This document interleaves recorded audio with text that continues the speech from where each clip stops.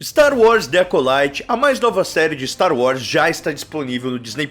Então vem comigo para nossa análise completa com spoilers dos episódios 1 e 2. Bora descobrir todas as referências, easter eggs, teorias e conexões com o universo de Star Wars. Aliás, se você quiser acompanhar nossa cobertura completa da série, além de vídeos novos quase todo dia, já se inscreve no canal para não perder nada. Bom, primeiro um pouco de contexto em relação a quando se passa essa história dentro da linha do tempo de Star Wars. A série acontece exatamente 100 anos antes da criação do Império, ou seja, um século antes de Vingança dos Sith. A Era das Prequels é conhecida como a Era da Queda dos Jedi, onde acompanhamos o declínio inevitável da Ordem, graças à sua arrogância e falta de conexão com a Força, permitindo que Palpatine destruísse a República de dentro para fora e ficasse escondido bem debaixo dos narizes do Conselho Jedi, arquitetando o seu grande plano em segredo. Já em The Acolyte, nós estamos no finalzinho da Era da Alta República, um período em que os Jedi estavam em seu auge e a galáxia vivia tempos de paz e prosperidade, sem a presença dos Sith, que há milênios eram dados como extintos. Sendo assim, estamos presenciando o período de transição entre a Alta República e a queda dos Jedi. Inclusive, eu já expliquei todas as eras de Star Wars nesse vídeo aqui e eu super recomendo para que você entenda melhor essa linha do tempo. De qualquer forma, o episódio começa com um letreiro no espaço, referenciando os filmes clássicos de Star Wars com as aberturas que vão rolando pelo espaço e contextualizando os espectadores sobre o que esperar na obra que seguirá, que por sua vez também é uma referência aos antigos seriais de TV do Flash Gordon. E aqui tem algumas coisas bem legais pra gente comentar. A primeira é sobre diferentes grupos de usuários da Força. Como sabemos, a Força não é dividida apenas entre Sith e Jedi. Existem diversos grupos que também têm acesso à Força e a utilizam para diferentes finalidades, ocupando diferentes lugares no espectro entre o lado luminoso e o lado negro, tendo os Jedi no extremo luminoso e os Sith no extremo sombrio, porém diversos grupos nesse meio, cada um pendendo mais para um lado. Por exemplo, em Clone Wars conhecemos as Irmãs da Noite, que pendem mais para o lado negro, mas utilizam a Magic, que é um aspecto da Força do lado sombrio, mas que não corrompe tanto seus usuários. Em Tales of the Empire conhecemos o Clã da Montanha, também de Dathomir, mas diferente das Irmãs da Noite, esse grupo pende para o lado luminoso, mesmo não tendo nenhuma ligação com os Jedi. Inclusive, na Era da Alta República, tivemos até uma reunião de diversos grupos de usuários da Força diferentes lá no planeta de Jedha, onde ocorreu um debate sobre a própria utilização da Força, tendo até grupos se opondo a isso, acreditando que a Força não deveria ser manipulada por ninguém, como por exemplo, o caminho da mão estendida. Já aqui em Acolyte, pelos trailers, conheceremos um desses grupos, o da Mãe Aniceia, que parece ser a líder de um clã de bruxas. Enfim, esses dois primeiros episódios são dirigidos pela showrunner da série, a Leslie Headland, que inclusive eu entrevistei aqui no canal e o vídeo tá aqui em cima. A duração dos episódios é de 41 e 36 minutos, respectivamente, então eu já vou falar deles tudo junto aqui nessa análise. A série começa com uma cena bem legal da May confrontando a mestre Indara, vivida por Carrie-Anne Moss, atriz que deu a vida a Trinity e Matrix. E só essa escolha de elenco já teria muita coisa pra gente comentar, mas na verdade toda essa cena é uma grande homenagem barra referência a Matrix, mas em específico a cena onde o Neo treina com o Morpheu dentro de um dojo que tá dentro de uma simulação. Até mesmo o visual desse bar lembra bastante o estilo do dojo em sua arquitetura e paleta de cores, além da trilha sonora que também bebeu muito da fonte dessa cena. Em Matrix, esse é o momento chave em que o Neo entende o conceito de dobrar a realidade das simulações a seu favor. No começo, ele toma uma sova do Morpheu que está simplesmente brincando com o Neo. Aqui vemos a mesma dinâmica, porém com a Indara estudando e tentando descobrir mais sobre sua inimiga misteriosa. Ao longo das lutas, tanto May quanto Neo aprendem uma lição valiosa para conseguirem derrotar seus oponentes, que obviamente são mais poderosos e experientes que eles. No caso da série, May percebe que para conseguir vencer a Jedi, ela teria que apelar para o seu altruísmo, colocando a vida de um civil em risco e obrigando Indara a salvá-lo, tornando-se vulnerável a um ataque mortal. Sobre a luta, outro aspecto que me chamou bastante atenção, além é claro da bela coreografia muito inspirada em filmes do gênero chinês Wuxia, como o próprio Tigre e Dragão, foi a postura da mestre Jedi Indara, que assim como uma mestre Jedi em seu auge, seguiu a cartilha à risca, evitando o conflito, negando o duelo e depois disso usando de sua conexão com a Força para desviar e bloquear golpes, e por fim fim apenas sacando seu sabre como último recurso após ter sido ameaçada com adagas. Os Jedi dessa época eram, de fato, guardiões da paz, bem diferente dos Jedi que vimos nas prequels, que já recorriam aos seus sabres de luz ao primeiro sinal de conflito, e eu já entrei em mais detalhes sobre isso nesse vídeo aqui. Dito isso, no segundo episódio, a gente também tem outra cena de luta, agora entre o Mestre Sol e a Mei. Sol também segue a mesma filosofia, o que abre portas para ainda mais lutas e elementos de artes marciais nessa série. Em entrevistas, a Leslie Headland não escondeu sua inspiração no gênero de artes marciais e nos filmes samurais de Akira Kurosawa, mais especificamente o filme Rashomon, de 1950. E esse filme pode ser a chave para algo bem interessante na trama da série. Resumindo bem por cima o filme do lendário diretor japonês, acompanhamos uma investigação policial sobre um crime. Ao longo do filme, somos apresentados aos pontos de vista dos envolvidos no crime, contando suas versões. Ao acompanharmos os pontos de vista de cada integrante, fica clara a impossibilidade de saber o que realmente aconteceu devido ao conflito de narrativas. Qual seria a verdade? E será que essa verdade foi contada por algum deles? Eu acho que esse artifício narrativo pode ser empregado aqui na série. Afinal, ainda sabemos muito pouco sobre o que de fato aconteceu com Mei e sua irmã Osha. Isso que nem envolvemos os Jedi e as bruxas na história. Aliando tudo isso a uma frase da própria Leslie Headland que disse: "O que quer que você pense que The Acolyte seja, não é". Então minha aposta é que teremos algum tipo de reviravolta envolvendo esse evento nebuloso que separou ambas irmãs. Inclusive já vou compartilhar aqui até uma sensação que eu tive em relação à personagem da Osha, que vai muito de encontro a esse aspecto que eu comentei. Vimos que a Osha acabou salvando o prisioneiro que estava sendo subjugado por alguma criatura. Mais tarde, esse mesmo prisioneiro foi questionado pelo Mestre Sol, e ele rapidamente diz que sentiu uma grande escuridão em relação a Osha. Isso já me levantou uma bandeirinha. Depois, vemos Sol conversando com Osha em relação à sua tatuagem e perguntando sobre o significado dela, ao que ela desconversa na hora, dizendo que é só uma tatuagem boba que ela fez durante uma noitada com seus colegas. Porém, se a gente for lembrar, no começo do primeiro episódio, vemos que ela não costuma fazer isso. Ela inclusive foi cobrada pelo amigo Philip, dizendo que ela perdeu uma noitada em Nar Shaddaa, o que me leva a suspeitar que ela está escondendo algo. Aliando isso à fala do prisioneiro, eu acredito que teremos alguma reviravolta em relação a Osha. Eu ainda não sei o que, mas a gente vai ter. Quem sabe ela possa ter sido a responsável pelo incêndio que tenha feito parecer que a culpa foi da sua irmã. Enfim, ainda é muito cedo pra gente afirmar algo, mas eu queria compartilhar essa suspeita com vocês e vamos ficar de olho. Outro ponto que me agradou muito nesses episódios foi o tom da série e o próprio conceito em si. Andor foi possivelmente a melhor coisa que Star Wars produziu nas últimas décadas, e muito disso se deve, claro, ao belíssimo roteiro, mas também por terem apostado em diferentes gêneros e os trazendo para nossa galáxia muito distante. Andor abordou o gênero de espionagem, de fuga de prisão, filmes de roubo ou heist, além de entregar um drama de peso. Já The Acolyte aposta em um thriller / suspense investigativo com um tom mais soturno. Tom esse que não é tão soturno quanto eles gostariam. Acho que esse também é uma pequena crítica aí, que a série se propõe a ser mais séria e mais dark, mas ela não chega nesse nível. Enfim, tudo isso é algo que quase não vemos em Star Wars. Eu acho que essa exploração de diferentes gêneros é muito bem-vinda e tomara que continuem fazendo isso. E para fechar essa cena, outra coisa que eu reparei foi em relação aos sabres de luz dessa série. À primeira vista, eles podem parecer muito com os sabres que já vimos nos filmes clássicos e nas sequels, mas olhando mais de perto, a gente consegue notar que eles são maiores e mais grossos. E isso pode ser explicado de duas maneiras. A primeira é que eles simplesmente são mais antigos e mais rudimentares, portanto, necessitariam de mais espaço para conter todos os componentes internos do sabre. Da mesma maneira que se a gente pegar um smartphone mais antigo, ele vai ser bem mais corpulento e grosso do que os smartphones que temos hoje. O próprio progresso tecnológico possibilitaria que os componentes internos fossem ficando cada vez mais potentes e menores com o passar dos anos, ocupando menos espaço. Outro fator, agora especulando em relação a fatores comerciais da nossa vida real, vemos que os sabres de luz que são vendidos no parque da Disney geralmente são maiores e mais grossos que os sabres de luz de outras lojas, muito por conta do tipo de patente que eles usam. Sendo assim, eu acho que eles acabaram decidindo usar sabres mais encorpados na série para assemelhar mais aos que são vendidos nos parques, meio que também canonizando, entre aspas, essas versões mais corpulentas, até para normalizar essa diferença de tamanho. Eu acho que ambas as explicações fazem total total sentido e tá tudo certo. E falando em sabres de luz, vou aproveitar para deixar aqui a minha indicação, que é a Hicks Forge. Eles atuam no mercado há mais de 7 anos e já tem milhares de clientes espalhados por todo o país, trazendo os modelos de sabres mais irados e icônicos da franquia, além de oferecer garantia de 1 ano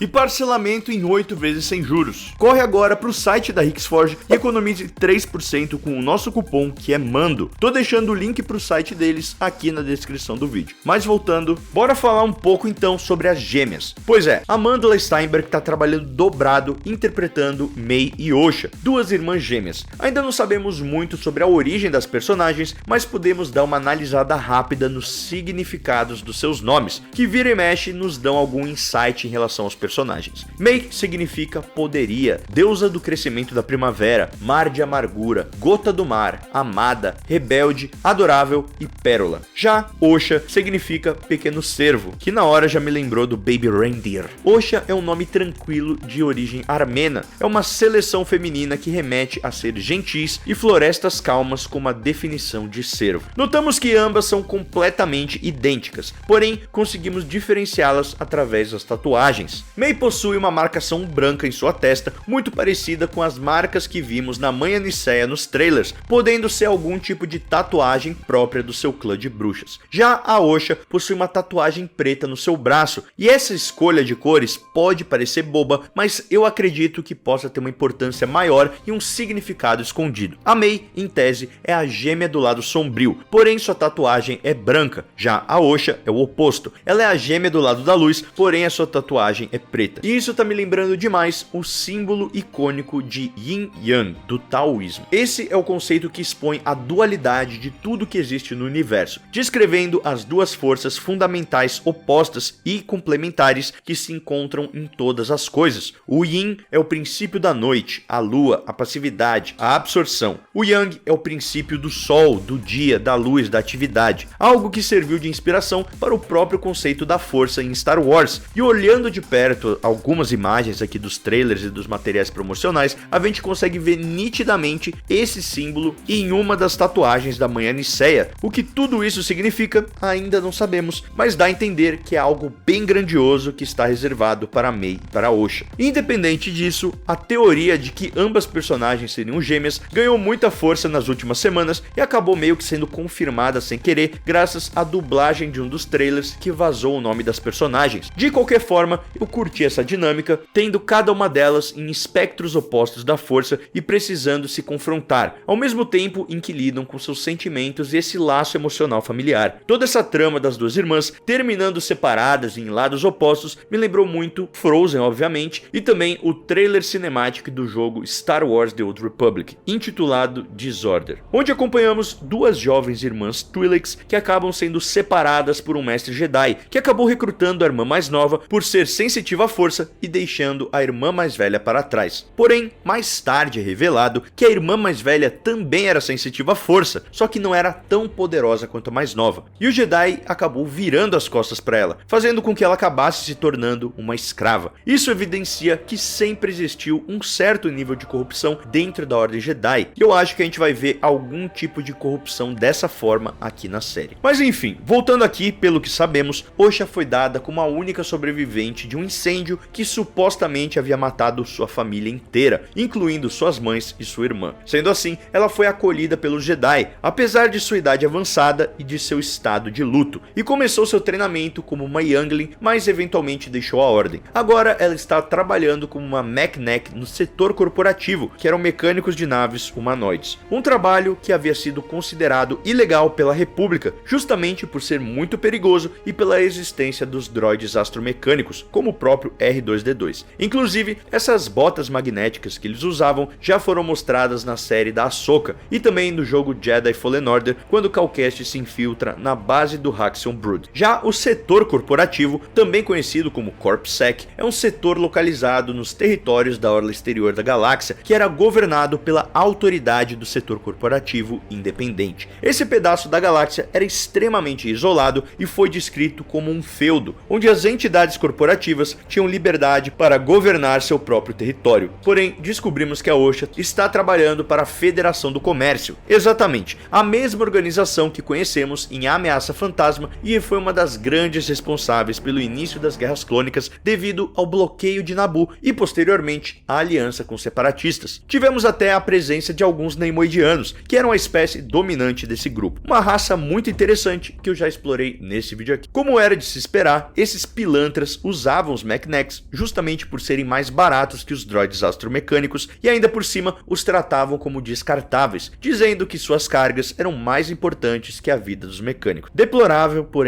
zero surpresas. É então que avistamos um Jedi Vector, um modelo de nave usado exclusivamente pelos Jedi na Era da Alta República, projetado para ser uma extensão física da conexão do Jedi com a Força. Essa nave era uma embarcação elegante e aerodinâmica que enfatizava o desempenho e a manobrabilidade. Famosa pela sua velocidade, ela era uma nave de alta precisão que exigia extrema concentração do seu piloto, e os sistemas de armas do Vector só podiam ser ativados com o uso de um sabre de luz como chave. Isso evitou que pessoas não sensitivas à força roubassem as naves e garantiu que sua força letal só pudesse ser usada em situações cuidadosamente consideradas. Fomos apresentados também ao Cavaleiro Jedi Yord Fandar e sua Padawan Tassiloa, que é membro da espécie dos Igerianos, que vimos bastante lá em Clone Wars e que eram conhecidos por sua sociedade escravocrata, capturando e vendendo escravos, até que os Jedi eventualmente entraram em conflito com eles por conta disso, o que fez com que eles só voltassem a comercializar escravos tempos depois, após se juntarem à Confederação de Sistemas Independentes, também conhecidos como os separatistas, durante as Guerras Clônicas. Aqui conseguimos ver em detalhes os trajes Jedi desse período, com o manto branco e com os detalhes em dourado, e mais tarde vemos também os mantos dourados com os detalhes em branco dentro do Templo Jedi de Coruscant, uma marca registrada dos Jedi desse período. O motivo da visita de Yord é justamente levar Osha para responder pelo assassinato da Mestre Indara, já que ela atende à mesma descrição da assassina. Descobrimos aqui que Yord e Osha já se conheciam desde o tempo dela na Ordem, quando ambos ainda eram younglings. Mas o mais curioso aqui é o fato de que Osha tinha uma irmã gêmea e que isso havia sido apagado de sua ficha, o que levanta algumas suspeitas para mim em relação ao Mestre Sol. Afinal, por que alguém faria isso? Vemos que agora Yord havia se tornado um Cavaleiro Jedi, passando pelas provações Jedi, que era um rito que dava ao Padawan o título de Cavaleiro, subindo mais um degrau dentro da hierarquia Jedi. Esses testes eram conduzidos para testar os aprendizes, sendo assim, existiam casos de Padawans que não passavam nos testes e eram demitidos da Ordem, ou como a própria Osha, alguns também desistiam por vontade própria. E foi interessante ver que a reintegração dos ex-Jedi na sociedade não era algo tão fácil, até porque eles aprendiam muitas coisas que eram muito específicas e que não necessariamente os preparavam para o mercado de trabalho. Infelizmente, o Ben 10 ainda não tinha implementado o curso na galáxia. E se você ficou curioso sobre como funcionam os rankings dentro da Ordem Jedi e como eles subiam dentro da hierarquia, também já falei mais disso nesse vídeo aqui.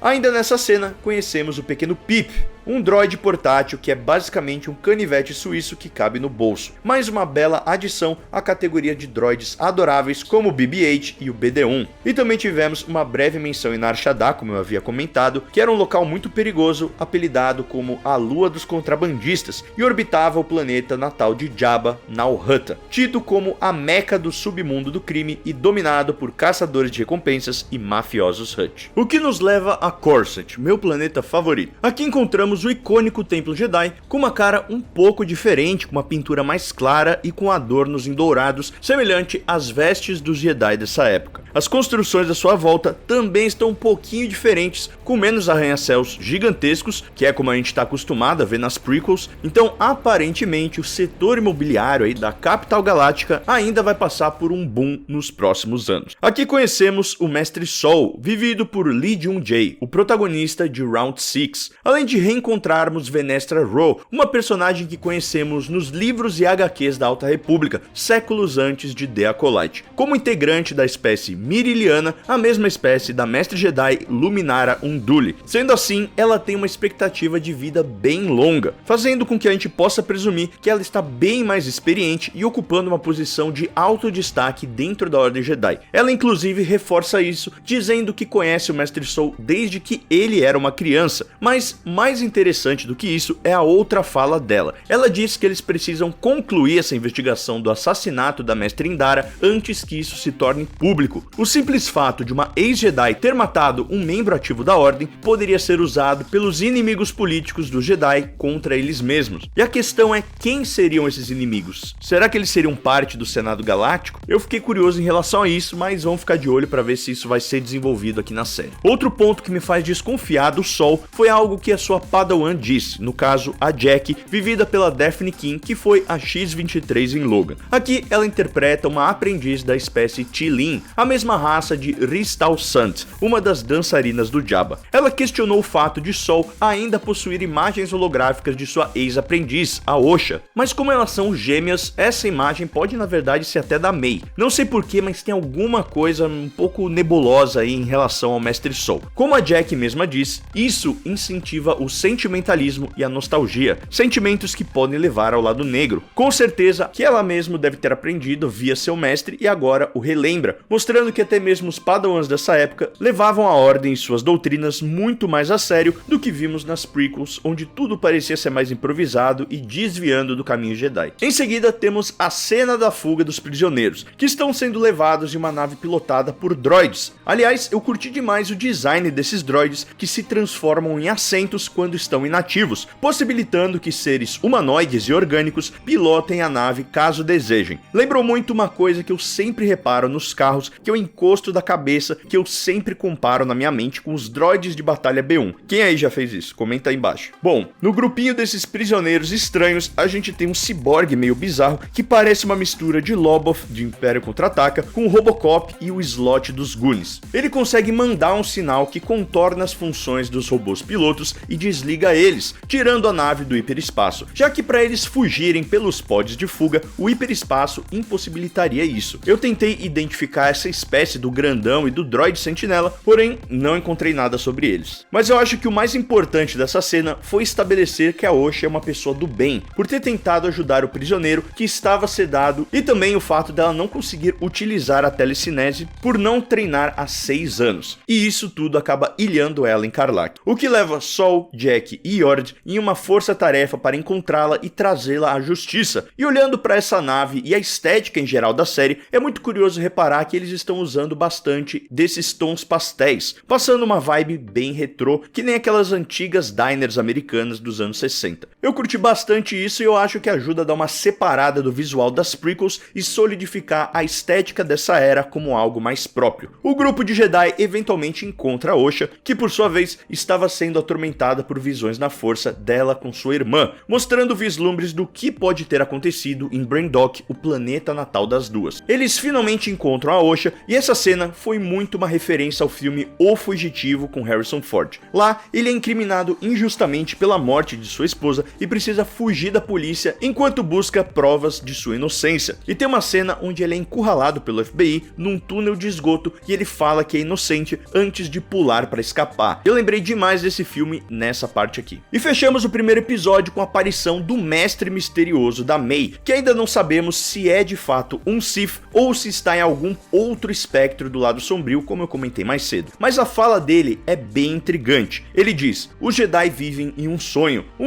que eles acreditam que todos compartilham. Se você atacar um Jedi com uma arma, você irá falhar. Aço e laser não são uma ameaça para eles, mas um acólito mata sem uma arma. Um acólito mata o sonho. Essa fala dele eu acho que rende um vídeo inteiro, mas por enquanto vamos dar uma especulada por aqui. Primeiro de tudo, o que é um acólito? Bom, esse é um termo religioso que pode significar sacerdote da Igreja Católica que recebeu um grau elevado das ordens menores, ou seja, um acólito está acima de um coroinha. Acólito também pode significar ajudante ou assistente. Ao meu ver, a May parece estar seguindo os ensinamentos desse mestre misterioso, porém agora ela está subindo mais um degrau e precisando fazer essas tarefas, essas provações, a fim de concluir seu status de acólita e talvez se tornar uma verdadeira aprendiz de seu mestre. Para isso, ela deverá matar pelo menos um dos 4 mestres Jedi sem o uso de uma arma. O discurso desse mestre está bem alinhado com o Sith, cujo próprio código diz que a paz é uma mentira. Aqui ele diz que os Jedi vivem uma mentira que nem todos compartilham. E eu acho que essa mentira pode ser justamente os tempos de paz. É verdade que a galáxia, nesse momento da Alta República, vive tempos de relativa paz, mas a galáxia é um lugar muito grande e sempre tem lugar para injustiças e guerras acontecendo que escapam aos olhos da Ordem Jedi. Então eu acho que essa é a mentira que ele fala que os Jedi estão vivendo. E o que pega aqui é a parte final, como que se mata um Jedi sem uma arma, o que nos leva ao segundo episódio. Mas ainda nesse assunto do mestre, eu queria falar sobre o Khymr. Esse personagem tá com certeza no topo da minha lista como suspeito principal para ser esse mestre misterioso da May. Vamos às evidências. Ele também conhece o mestre e repetiu o trecho do código Sith nesse episódio, falando que a paz é uma mentira, algo que pelo visto até a May também já tá cansada de ouvir. Além disso, ele também sacou na hora que a Osha estava se passando pela May, como se ele já soubesse que a May tinha uma irmã gêmea. Outra coisa muito suspeita é o fato dele estar envolvido com as tarefas da May. Ele tá sempre lá aconselhando ela, dando os caminhos da pedra, e foi inclusive ele mesmo que fez o veneno e sugeriu que ela apelasse para a consciência pesada do mestre Torbin para que ele bebesse a poção. E por fim, ele conseguiu desviar dos ataques da May, mesmo com ela atacando ele de surpresa, mostrando que ele também é uma pessoa com bons reflexos e com certo treinamento. E voltando à frase da Leslie Headland de que as coisas não são o que parecem, eu acho que ela pode ter se inspirado na revelação do mestre Yoda em Império Contra-Ataca, onde à primeira vista o pequeno mestre verde parece ser um indivíduo inofensivo e inocente, mas acaba se revelando como o sábio e poderoso mestre Jedi que Luke procurava. Ou até mesmo podem ter se apoiado na trajetória do Palpatine nas prequels, que estava se fazendo de senador bonzinho, mas estava arquitetando as guerras clônicas por baixo dos narizes de todos. E eu acho que o mesmo pode estar sendo feito aqui com o Khymr, que parece ser apenas um ajudante inofensivo, porém ele pode se revelar como o grande mestre por trás de tudo isso, ou até um outro aprendiz oculto desse mestre misterioso. Outro ponto muito massa desse segundo capítulo foi presenciar o voto de Barash sendo performado pelo mestre Torbin, vivido por Dean Charles Chapman, que viveu Tommen Lannister em Game of Thrones. Afinal, por que esse mestre estava meditando em solidão, protegido pela força há 10 anos e sem falar uma palavra com ninguém? Bom, esse ritual era conhecido como o voto de Barash. Ele se originou com a Jedi Barash Sylvain. Ela era uma mestre e irmã, não de sangue, mas por convivência, de Porter Engle durante a Alta República. Em uma missão no planeta Gunsevor, havia uma disputa entre duas famílias, a família real de Firevale e a família real de Bethune. Um casamento proibido e secreto uniu as duas famílias e iniciou o conflito. Barash e Porter foram até lá para ajudar, porém tudo não passava de uma armadilha criada pelos herdeiros da família para forçarem a monarca de Firevale a abdicar, e Barash não percebeu isso, cedendo às mentiras da princesa e forçando Porter a lutar contra os mercenários contratados pela própria princesa. Barash sentiu que ignorou os avisos da força e escolheu acreditar no que via e não no que sentia. E envergonhada por tudo isso, ela partiu em busca de esclarecimento. O voto não significava sair efetivamente da Ordem Jedi, mas se afastar das missões e se isolar, meditando e se conectando com a força. Nas HQs do Darth Vader por Charlie Soule, conhecemos outro Jedi que também havia feito esse voto. Seu nome era Kirak Infila. Ele vivia isolado durante a Era do Império e foi o primeiro oponente a enfrentar Darth Vader em um duelo após a sua transformação em Lord Sith. Há quem diga que o próprio Luke Skywalker também fez esse voto em Despertar da Força, se exilando em Ahch-To, e também Obi-Wan Kenobi após os eventos de Vingança do Sith, se escondendo em Tatooine e se desconectando da Força. E terminamos o episódio no planeta florestal de Kofar, onde vemos dois indivíduos sendo surpreendidos pelo mestre Jedi Wookiee Keunaka, que aparentemente também está sobre o voto de Barash e vive isolado na floresta ao melhor estilo Shrek. Diz aí se a casa dele não lembrou a casinha do pântano do Jureg. Vemos que o mestre Wookiee está sem as suas vestes características, mas que ainda mantém o seu corte de cabelo diferentão. Para quem não prestou atenção nos trailers, podemos ver que Keunaka tem grande parte de sua cabeça raspada, algo muito incomum para os Wookiees, mas que é uma referência direta aos samurais. Muitos guerreiros do antigo Japão raspavam suas cabeças dessa maneira por conta de seus tradicionais capacetes, chamados de kabuto. Com esse penteado, ficaria mais fácil de colocar e tirar seus capacetes, além de manter suas cabeças mais frescas dentro do capacete. Então, foi legal ver mais uma homenagem aos samurais em Star Wars, que, como sabemos, sempre foi uma das grandes inspirações para George Lucas. De qualquer maneira, eu achei que foi uma boa estreia. Os episódios conseguiram apresentar bem esse novo período da linha do tempo, seus personagens, suas motivações. Uma leve crítica aqui que eu devo colocar é o uso do volume. A gente vê que em algumas produções, como Livro de Boba Fett e Obi-Wan Kenobi, todos os cenários parecem ser muito limitados pelo espaço do volume. Se você for ver, tudo parece que está acontecendo em um grande círculo, que é o espaço físico que eles têm pro volume. Mas séries como The Mandalorian conseguiram driblar isso e dar essa sensação de escala. E Endor apostou em locações reais para também dar esse senso de grandeza às cenas. E aqui em The Acolyte eu acho que ficou faltando um pouco disso, tudo parece que tá sendo ali no volume, e isso é um pouquinho desconcertante. Outra coisa assim que eu também não fui muito fã nesses 2 primeiros episódios foi justamente o diálogo. O conteúdo em si, eu acho que tá sendo apresentado de forma interessante, né, a parte da história mesmo. Porém, os diálogos, eles estão muito expositivos e muito literais, lembrando bastante ali o que a gente viu na trilogia prequel. Então eu acho que eles poderiam ter dado uma afinada melhor nesse roteiro. Mas isso são críticas técnicas pequenas perto, assim, no geral eu gostei bastante dos 2 primeiros episódios. De qualquer maneira, só nos resta esperar pelo próximo episódio, que promete um duelo entre a Mei e o Keonaka, e quem sabe mais algumas pistas sobre o que de fato aconteceu há 16 anos atrás lá em Brandok. Pelos trailers e materiais promocionais, sabemos que teremos alguns flashbacks, então pode ser que tenhamos alguma coisa nesse sentido na semana que vem.